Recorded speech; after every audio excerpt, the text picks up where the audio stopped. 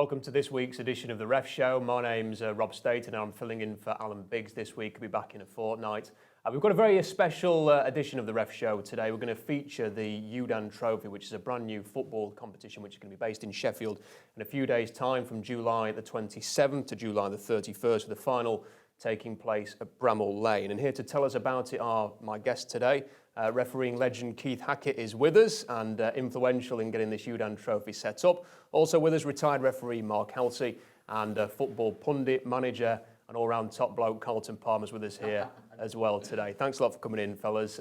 Keith, I guess we'll start with you. Yes. The man predominantly behind the Youdan Trophy. So just explain to us what it's all about. Well, effectively, the city of Sheffield has a huge history. First club, Sheffield Club, the oldest club, football ground in the world. All those historical things about the game, the laws, all things that, if you like, started here in this city. But around the world, that's probably not as well known. And so we're going to use the opportunity of, this is the first of what's going to be an annual tournament, where we're going to bring teams in. And on the first occasion, the professional teams, Celtic, Rangers, Sheffield Wednesday, Sheffield United, team from Australia, at 14, 15-year-olds level. And they're going to get a cultural experience of visiting the city and seeing those places, but playing in a tournament that will, if you like, be the start of something that's going to be big for the city, ongoing. It will grow. We've kept it very tight initially. And we're going to use it as an experience for the players to play against professional clubs at that age group. But we're also going to use it as an experience for the match officials. We're going to train, educate, analyse their performance, talk to them, as we've been doing on our website over the last year on You Are the Ref, and hopefully raise their abilities and standards as match officials. Because it really is twofold with this, and I think we talked about this in the past, Keith, that it is a great competition for the young players to get out there and for the refereeing techniques that you want to use as well. But also it's about the heritage within this city, and Carlton, as someone who's played for Sheffield Wednesday, I don't know if it's made enough of in this country that Sheffield really is the birthplace of football, and through this competition it's perhaps something that we can shout about and make very public. Well, I'm not so sure about that, because obviously the FA Cup semi-final obviously was always held at Hillsborough or in Sheffield, so people know it's a big footballing city. But anything that can be done to enhance, you know, the football in Sheffield is obviously a positive nature. But for the young kids, I think it's massive. It's an opportunity to showcase. Managers will look and find out about players. I mean, I was out in Hong Kong last year where they do the Hong Kong Sevens. Yeah. Grealish, who'd never played in the first team at Aston Villa, played in those Hong Kong Sevens, playing against the likes of myself, playing against top players of Ajax and stuff like that. And from then, you know, the managers obviously had a look at him and thought, well, he's got a chance. So, you know, some of these clubs will unearth players that they didn't know that they had. So an opportunity there, Mark, for the young players, but what about the officiating side? Well, just coming up, I bet he kicked a few players as well in that competition, didn't you? As usual, nothing changes there. No, I'd say, as Keith said, we've got you know, referees coming from Republic of Ireland, Northern Ireland, and around the UK. So, and we're going to organise workshops for them. You know, looking at challenges, looking at motivation, and Carlton will tell you. I mean, for me, I always found it easy refereeing in the Premier League with the players. But the minute you step out of that environment and you referee these young lads, it's even harder to control young players than what it is professional players, because they're young, they're raw. So, I mean, don't get me wrong, you know, as Keith said, we've got Celtic, Rangers, Brentford, Sheffield United, Sheffield Wednesday, teams from abroad. And it's going to test you know, the abilities of some of the referees, because just the way the young players behave. You know, you've got to sort of let them know that you're in charge, and obviously, you know, it takes it through them all the way up to the professional level. How much does it help the young players, Keith, as well, that you've got an event like this and they maybe understand referees and the decisions they make, and maybe earn some respect for the officials as they go on to progress in their professional careers? I think one of the big failings in football, modern football, is a lack of, if you like, cooperation between referee and the modern player. And we see it week in, week out on the Premier League and Football League. The gap has got greater, not closer. And therefore, I think that first of it all, I think referees have got to themselves project an image that they're human and that they're, rather than officiating conflict. So we want to try and instill that in the young referees, to look, manage players, talk to them, encourage them. Don't be aloof, because that's another aspect of refereeing that comes across. And I think that through the workshop environment, we hopefully will get that message across to the referees themselves. But look, let's be clear, our website, You Are The Ref, over the last year has been very critical of some of the officiating that's taking place in this country at the moment. Sadly, the competitions have missed Webb as a referee. He retired far too early, and so they lost a great referee in that situation. We've got to actually get referees at the highest level understanding, as Mark said, what's a foul, what's not a foul, what's a yellow card, what's a red card. And we've seen the other side of it, where top-class officials have issued a red card to someone and then got the wrong player sent off. I mean, these are things that are unheard of and shouldn't happen. So we're capturing these young referees at an early age and saying, look, listen to what players have to say, listen to what managers have to say, front it up. Don't hide in a corner and the belief that everything that I gave and everything I did today was wonderful. Aren't I a clever boy?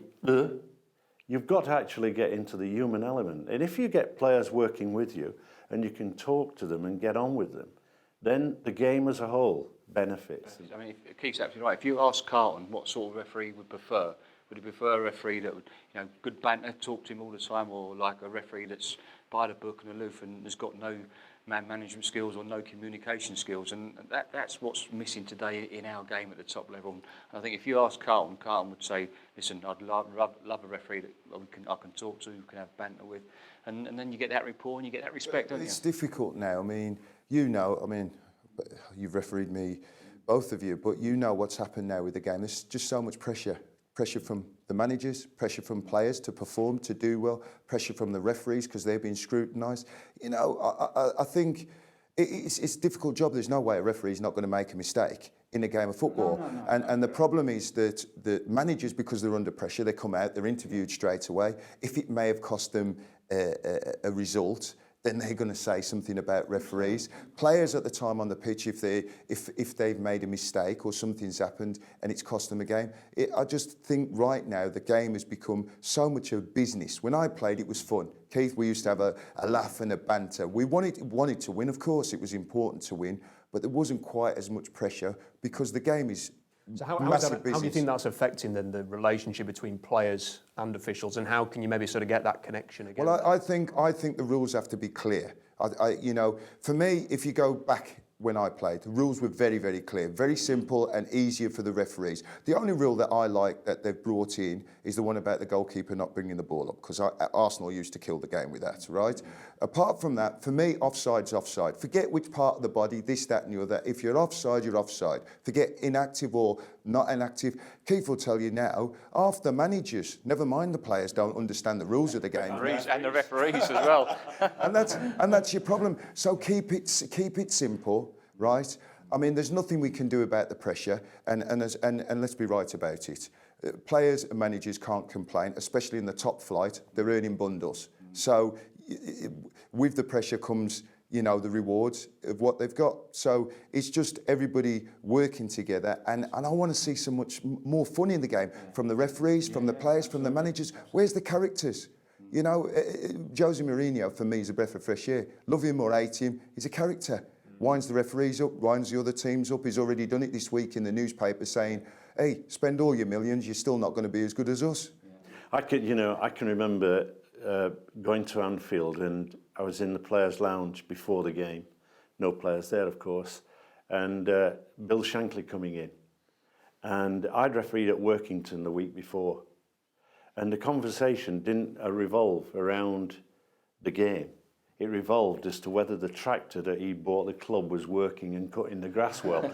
But at the end of the game, he came in and he was very praiseworthy of my performance.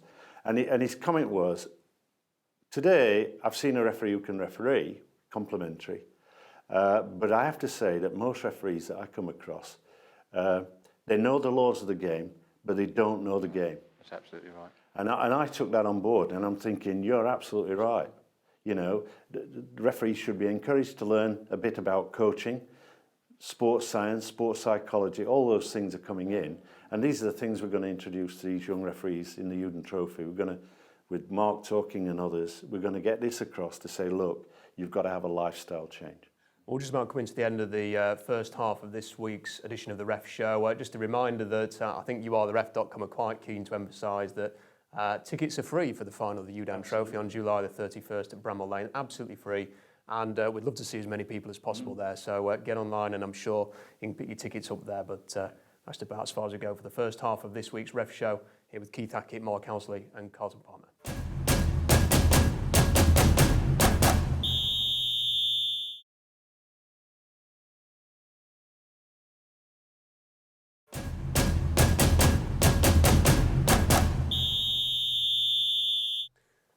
Welcome back to this week's Ref Show on our Youdan Trophy special. Rob Staton filling in for Alan Biggs this week, and I'm joined by Keith Hackett, Mark Halsey and Carlton Palmer. Before we continue, Keith, I want to talk about the Youdan Trophy itself. I think you can go and see it at Sheffield Town Hall at the moment. What is special about the trophy? Well, Jock Wars, the founder of You Are The Ref, and myself decided that we needed to have a piece of art, really, as the trophy itself. And so we commissioned Graham Ibbotson, the well-known sculptor. He's the guy that did Dickie Bird, Freddie Truman, Eric Morecambe out in Morecambe. I had the leg, I think, almost cut off the statue a few weeks ago. And he's come up with this trophy, which I think is really nice. And that will, if you like, be replicated by the players themselves winning the trophy. They will have an equivalent sort of memento. So we're quite pleased about it. The Youdan Trophy itself, I mean, initially when we go back in history, there was, and we have to recognise the history, that the competition the Challenge Cup presented by Thomas Youdan. Thomas Youdan himself was a philanthropist here in the city, and we've reconnected with his family, so we've got his family involved in it. And he promoted this Challenge Cup, which Hallam won. And so, hence the name, us taking, if you like, the name of Youdan and the Youdan family as part of the history to create that link going forward. So we're delighted that the city of Sheffield, the council, are really supporting this tournament. And we presented it to the mayor over a week ago, and it's in the cabinet in the entrance to the town hall, which is really good. Mark, we've talked about the focus on refereeing and how integral it is to the Youdan Trophy as well, and you're going to be refereeing in this competition. I wondered if you could just tell us a bit more about what is going to be expected of the officials who are involved. I mean, I'm going to be assessing you, by the way. The first time he assessed me, he gave me a cracking assessment. The next time he assessed me at Lincoln City, he tore me to pieces. I did think you were a bit off. You had an off day. I had an off day, I did. You had an off day. But no, it's you know, I'm looking forward to it. I mean, as I said, it's always harder refereeing the youngsters. And when always Keith was sort of refereeing the Premier League, and Keith always used to give me these big derbies, you know, like the Sheffield derby. He always used to give me those games because he didn't want the hassle walking around Sheffield. And the expectations of a Premier League referee going down into the Football League is massive. They think you should be a lot better than what they normally have. And so the pressure, and Carlton talks about pressure on referees, that does come under that pressure too. So when you've got the likes of myself and we've got a couple of Football League referees in Darren Hanley coming down to help us out, and they will know that you refereed at the highest level. So there's a little bit of pressure on you from the parents, from the coaches, from the managers. So, I mean, as I say, I'm really looking forward to it, and you know, I love the game of football, and it's great to get my boots back on and get my whistle out. And there's going to be a lot of coaching and refereeing seminars as well, Carlton. I just wondered how important, you know, when you've got a competition like this, like the Youdan Trophy, how important it is to have those coach refereeing seminars as part of it as well. Well, I think it is important now, especially, as I say, the way the game's changed. There's pressures on all quarters, so I think everybody needs to understand that to help everybody, players, managers, officials, all to work together to say, right, okay, listen, we're all going to be scrutinised by the media right? So seminars like from Keith, who, you know, obviously is a top referee, speaking to coaches and whatever. And it's also educating the coaches to educate their players. I mean, the one thing I do agree, like, you know, take for instance in rugby, if you're disrespectful to a referee, that can cost you the World Cup final, the game. Football, not so much. So, and in rugby, which is a very physical game, right, the players have far more respect for the referee than they do in football. So I think there's a lot that we can learn. Why do you think that is? Because of the fact that it can cost you. Because also there's the sin bin, so you go down to 10 men. Effectively, if they're playing 11 or 13, they go down, they lose an extra man, maybe for 5 minutes. But it's always been that way. There's been a lot more respect between the referee and the players because of the fact that if they are, say, mouthy to the referee and he walks them on 10 yards, they can kick from the halfway line now. That 3 points costs them the tournament.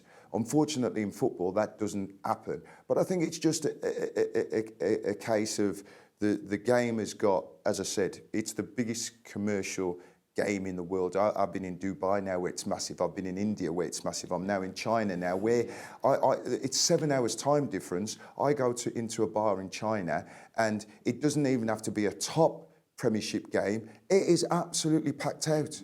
So this is the difference what's happened with the game on a world level. So if what Colin's saying there, that, you know, it would be quite easy actually to install something similar if you just had the same kind of punishments that rugby have, Mark. I mean, how easy would it be, and do you think it would have that effect to install, you know, if it is sin bins, or if the consequences for arguing with the referee or debating his decision in that kind of way could cost you a game in a big tournament? I think it's difficult for the way the game's set up now with a fourth official. If we're going to bring that, which I think it would be good for the game, you know, because if someone's you know sort of sent off from a game, they miss the next game, the next 2 or 3 games, or they have a yellow card and they don't miss nothing of that game. So for me, if we're going to do that, then we need to bring a fifth official in tomorrow. Same with the timekeeping. You know, they're always moaning about referees and added time. It's become massive business now because people bet on how much stoppage time was going to be, and that was one of your things you kept hammering home to us, wasn't it? Absolutely. I mean, I used to get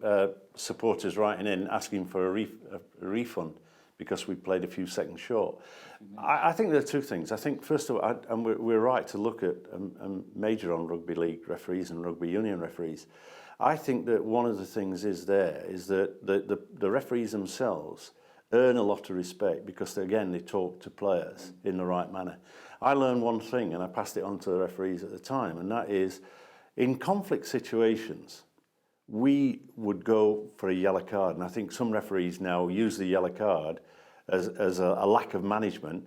They go, boop, it's easy to give a yellow card. So first of all, I'd dispense with red and yellow cards completely from the game. I don't think that we're getting the right level of response. The red and yellow cards was done for the media to clarify. And I think that I would say to referees, look, when you've got a player that's either been offended against or offended, the first approach should be, look, I want an improvement from you. Not you're going to get a yellow card, or the next time you do that, you're going to get a yellow card. I think if the simplicity of, I want an improvement, it says a lot, and you probably get a response. I'm not naive enough to know that you've got difficult players in the game. But let me tell you, there's not as many as the media, and I'm not having a go at the media as a whole, that we see. They're major on some of the difficult players. What's making it difficult in the modern game, forgive me, is in my era, a defender like Carlton could defend. He could tackle. What they've done is they've got the game to a state now where players don't know when they can tackle. The art of tackling. The likes of Carlton Palmer no longer exist in the game. And the game is worse for But as I say, the art of tackling's gone out of the game. Well, yeah, and that for me has lost some of the thing in the game. I'm wary that time is short. I did just want to mention that with the Youdan Trophy kicking off on July the 27th, Keith, could you just tell me about the grassroots aspect of it and how keen you are? I mean, there's a chance here to make this quite a prestigious event, the biggest of its kind in Europe, your vision for sort of enhancing it over time. Well, we see out in Dallas, they have the Dallas Cup, and what happens there is it's played at the professional level, young players that are connected with professional clubs, but it's also at grassroots. where from all parts of the world they come in and they play the games, all organised. Some of those players actually stay in the homes of certified sort of American families that have been checked out and all those sort of things. We want to do the same. What we want to do is we want to develop the grassroots aspect of this competition, bring in, if you like, amateur clubs from around the world to have the experience of coming to Sheffield, viewing our great city. We have a lot of students come here, I think 45, 50,000 students, and therefore a lot of them stay. But our vision is that we want to see players, youngsters playing the game and enjoying the game in the spirit that football was always going to be and what started off here in this city. But it's great the university are helping out, putting everybody up, isn't it? It's been fantastic.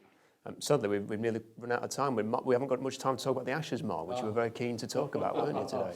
Not happy that we've been beaten, but as I say, I anticipate 1 or 2 changes for the next. Only 1 and 2. He's been saying the entire team should go.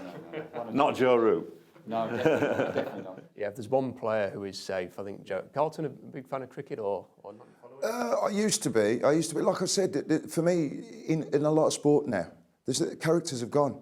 I can only watch sport if I see characters. You know, years gone by, Botham, Viv Richards, people like that. Yeah. There's no characters for me now. We've just about run out of time, guys. Thanks a lot to Keith Hackett, to Mark Halsey and to Carlton Palmer as well. Just a reminder, you can get free tickets at youaretheref.com. The final is at Bramall Lane on July the 31st. It's a 3 o'clock start. Alan Biggs back in 2 weeks. I think that Mike Shewell is filling in next week on next week's Ref Show. But for now, have a great day.